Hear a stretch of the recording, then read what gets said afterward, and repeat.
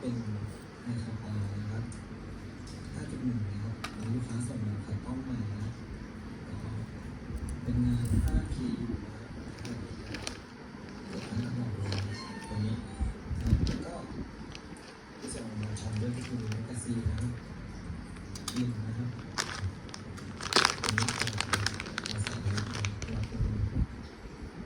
รูปแล้วนะครับเขียนออกเขียนใส่นะครับแล้วก็เจออีกไซส์ก็จะเป็นแบบรูปนะครับแม็กเนี่ยอันอื่นใส่ได้หมดนะครับเป็นตัวนี้นะใส่ไม่เข้านะอันอื่นใส่ได้แต่อันนี้ใส่กับกิ๊บเลยได้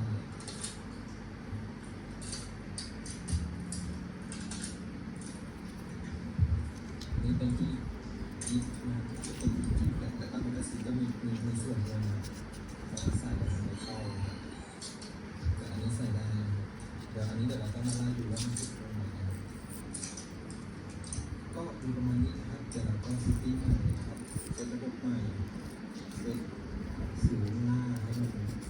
ไม่ขยับได้เช็คระยะเสียสายห้อใหม่นะครับเพราะราคาดีเงิน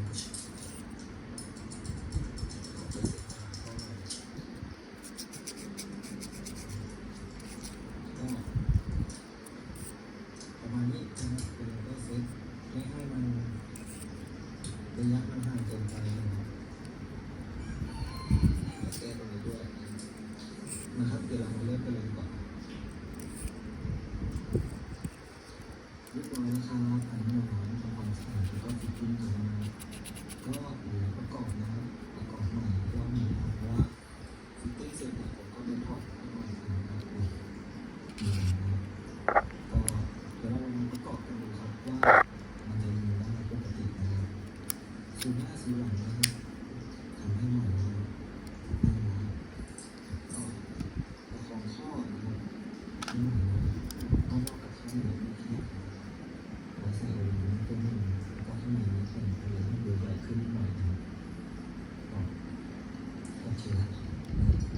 แล้วก็อันนี้เดี๋ยวเราเปลี่ยนเป็นพลาสติกไปนะเพราะว่า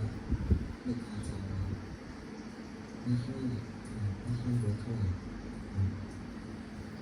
ให้มันเสียดสีได้น้อยแล้วก็ลดแรงเคียงให้น้อยลงนะใช้พลาสติกไปดีกว่าอันนี้เป็นงานของนะครับ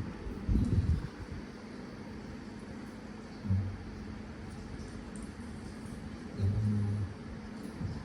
ประกอบกันเลยครับท่อจิ๊บนะครับล็อกเก็ตนะหลายคนนะอาจจะเจอปัญหานี้ก็คือเวลาใส่ชุดนะด้านหลังมันชอบไปเหยียบนะใส่มาไปแล้วนะครับมันไม่เหยียบก็ลองแก้โดยการเปลี่ยนให้มันใหญ่ขึ้นดูนะครับลองแก้ดูนะนะครับเดี๋ยวเรามาประกอบกันเลยเดี๋ยวเราจะมาเริ่มจากชุดล่างก่อนเลยนะ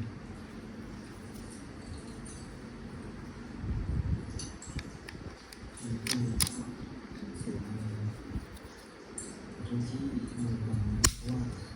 มันไม่ได้ล้างเลยทีเสร็จปุ๊บก็ประกอบเลยนะ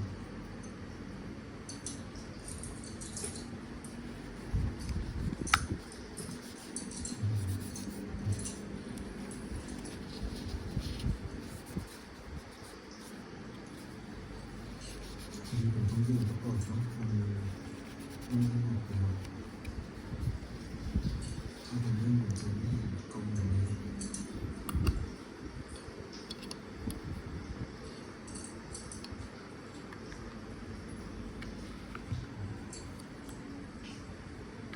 อันนี้ก็ต้องขอให้ลูกค้าด้วยขอโทษนะครับเพราะว่าใช้เวลานานนะพอดีผม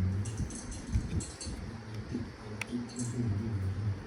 แล้วก็จะรีบเคลียร์ให้นะครับ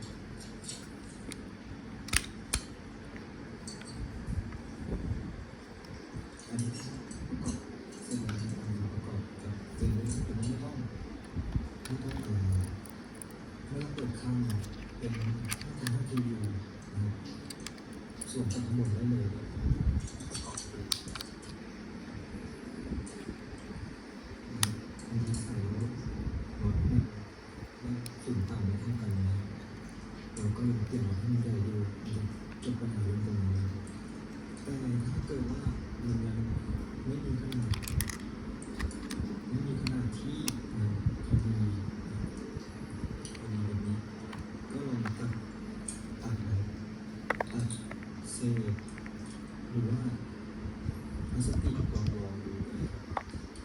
ให้มันชนสนิทหรือว่าเกือบจะมีกระสุนได้เหมือนกัน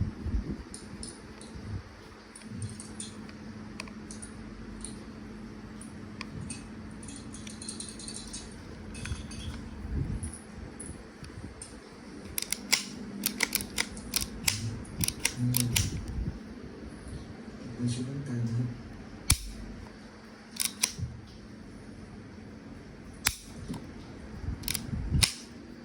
ตัวนี้ไม่เปิดเองนะครับ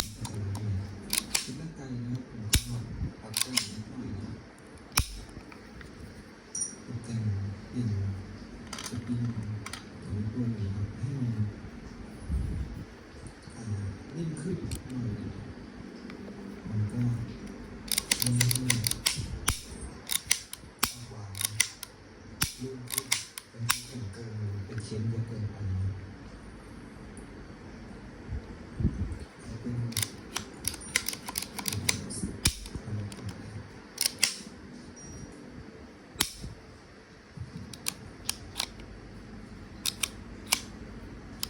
จุดนี้ใส่ได้ดีนะใส่ดีนะ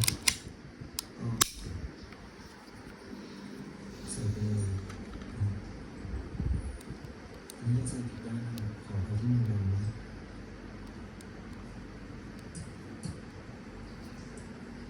ผมเสร็จแล้วก็ไม่ได้ไปหลับเลยอยู่ที่ทางตรงตัวเดินแล้วก็ถูกช่องต่อเอง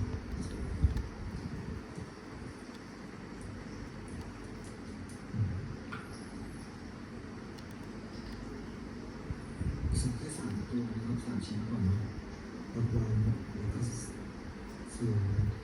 ก็มาปิดเสื่อม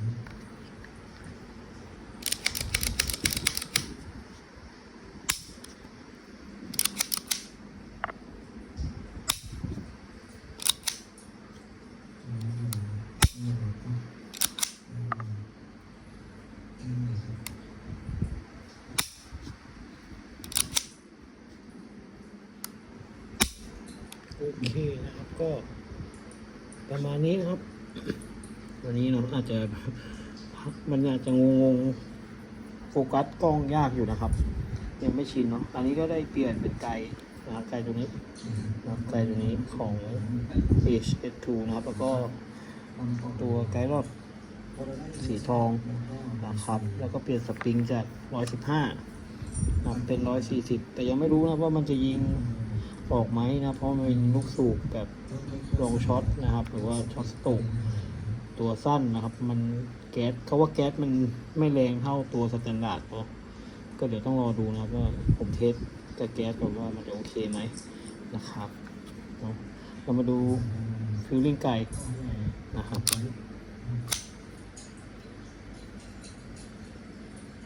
แต่ติดได้ไหมคมๆนะผมไม่ได้ตั้งให้มันนิ่มมากนะครับเพราะว่าเดี๋ยวนิ่มมากแล้วตอนเราเอวไกลรู้สึกแปลกๆนะครับเหมือนว่าหวานไปเลยนะครับต้องแค่พอ